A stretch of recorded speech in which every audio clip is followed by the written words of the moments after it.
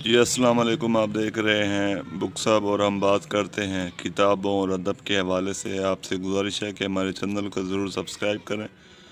کیونکہ ہم آپ کے لیے لاتے ہیں اردو ادب کے حوالے سے کتابیں اور بہت ساری معلومات۔ تو آج ہمارا جو موضوع ہے وہ ہے داستان اور اس کی خصوصیات۔ اردو داستان کی تاریخ نہایت قدیم ہے۔ صبرس اردو کی پہلی داستان ہے۔ یہ اگرچہ ایک تمثیل ہے مگر اردو میں نہایت ہی معروف اور مقبول ہے۔ اردو میں باغ و بہار، آرائش محفل،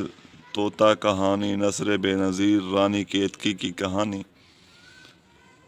اور فسانہ عجائب نہایت مقبول ہیں۔ داستان کی خصوصیات جو ہیں وہ درج ذیل ہیں کہ ایک داستان میں کون کون سی خصوصیت ہونی چاہیے۔ تو سب سے پہلی جو خوبی ہے وہ ہے طوالت، کہ داستان کو طویل ہونا چاہیے۔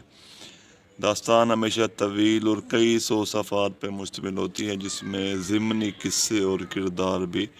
ہوتے ہیں، یعنی ایک بڑے قصے میں سے مختلف چند قصے نکلتے ہیں اور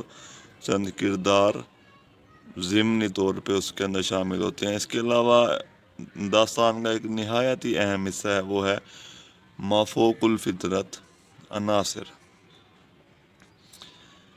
داستان حقیقی دنیا سے کیونکہ مختلف ہوتی ہے اور اس میں جنات اور پریوں کے واقعات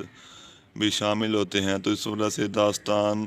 کے اندر ہمیں مافوق الفطرت عناصر نظر آتے ہیں،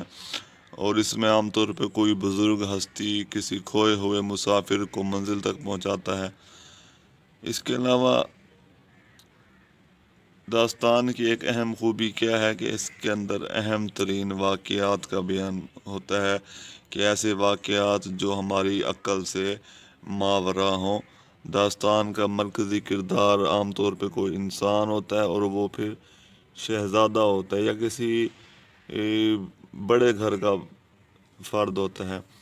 جو کسی محبوبہ کے عشق میں گرفتار ہوتا ہے، یعنی وہ کسی محبوبہ کی تعریف سنتا ہے، اس کے حسن کے قصے سنتا ہے اور پھر اس کی تلاش میں نکل جاتا ہے، اور پھر اسی تلاش میں بے شمار مسائل کا سامنا کرنا پڑتا ہے، اور اسی سفر کے دوران حیران کن واقعات پیش آتے ہیں۔ اس کے علاوہ اس کا ایک اہم جو حصہ ہے وہ ہے زور بیان، یعنی داستان کی جو زبان ہے، اسلوب ہے۔ داستان کا اسلوب اس قدر دلکش، دلچسپ اور جاندار ہوتا ہے کہ پڑھنے والا اس کے سحر میں گرفتار ہو جاتا ہے، یعنی داستان گو کی ہمیشہ سے یہ خواہش رہتی ہے کہ وہ دلکش انداز سے قصے کو بیان کرے کہ پڑھنے والا اور سننے والا کسی اور طرف توجہ ہی نہ کر سکے۔ اس کے علاوہ اس کی ایک اہم خوبی کیا ہوتی ہے کہ اخلاقی سبق، کہ کوئی بھی کہانی ہو اس کے آخر میں کوئی نہ کوئی ہمیں سبق ضرور ملتا ہے، تو داستان میں بھی کوئی نہ کوئی حکمت و نصیحت اور اخلاقی سبق ضرور حاصل ہوتا ہے۔ اس کے علاوہ داستان میں حق و باطل کی جنگ، یعنی اس کے اندر کیا ہوتا ہے جی، نیکی اور بدی کی قوتوں کو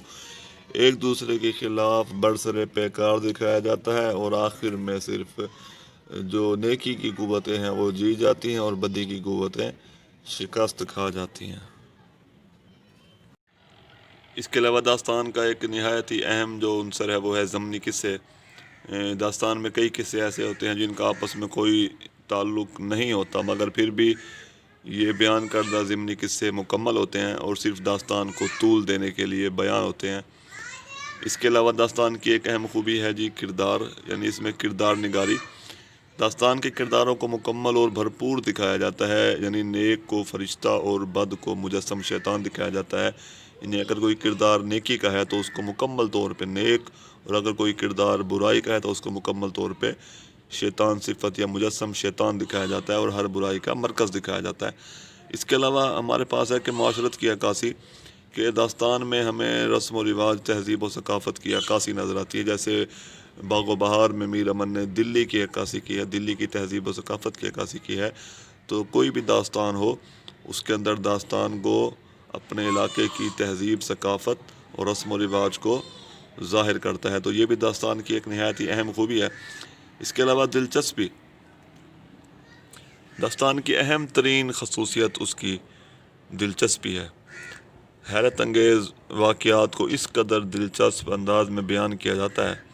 کہ پڑھنے اور سننے والا حیرت میں ڈوب جاتا ہے۔ اگر داستان کتنی بھی خوبصورت ہو، اگر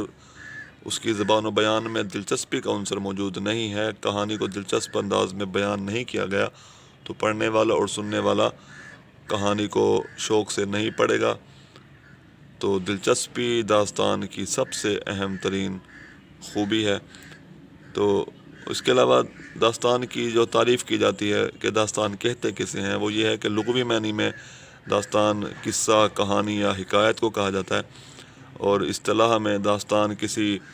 خیالی دنیا کا کوئی محیر العقول واقعہ ہوتا ہے، یعنی کسی خیالی دنیا کا جو صرف مصنف نے اپنے ذہن میں دنیا بنائی ہوتی ہے، اس کے اندر کوئی ایک ایسا واقعہ پیش آیا ہوتا ہے جس میں عشق و محبت اور جادو و طلسم، یعنی اس میں جادو کا ذکر ہوتا ہے، سحر کا ذکر ہوتا ہے اور عشق و محبت کی داستان ہوتی ہے۔ اس کے علاوہ بادشاہوں، شہزادوں کے حیرت انگیز واقعات کا ذکر کیا جاتا ہے کہ کوئی شہزادہ عام طور پہ کسی خوبصورت شہزادی کے عشق میں گرفتار ہو کر اس کی تلاش میں نکلتا ہے، اور پھر اس کو اس سفر میں بہت سارے مشکلات اور مصائب کا سامنا کرنا پڑتا ہے، اس کو بہت سارے جادو طلسم سے گزرنا پڑتا ہے، اور پھر کوئی اللہ کا نیک بندہ اس کی مدد کرتا ہے، اور یوں آخر میں دونوں شہزادہ اور اس کی محبوبہ ملتے ہیں۔ تو اس چیز کا نام ہے داستان۔